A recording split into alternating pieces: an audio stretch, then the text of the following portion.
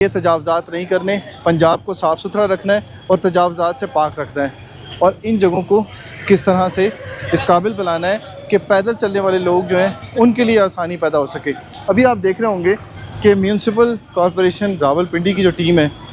वो साथ साथ चल रही है और पहले तजावज़ात क्लियर करती है, फिर उसके बाद इन जगहों को साफ़ करवाती है, फिर उसके बाद ये शावर जो है वो साथ साथ चल रहा होता है ताकि जो पैदल चलने वाले हैं उनके लिए मुश्किल ना हो। वरना यहाँ पर बड़ी मिट्टी हो और बहुत ज़्यादा आपको नज़र आए यहाँ पर डस्ट उड़ती भी, बड़ा मुश्किल होता है उस सूरत में अगर आपको जो है वो पैदल चलना पड़े।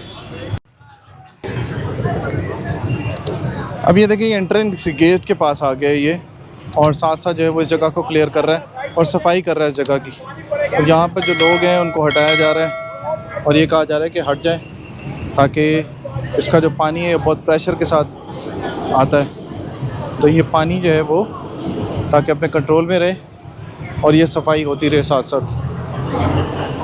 ये देखें अभी कितना खूबसूरत लग रहा है ये मंज़र। ये पंजाब हुकूमत की तरफ से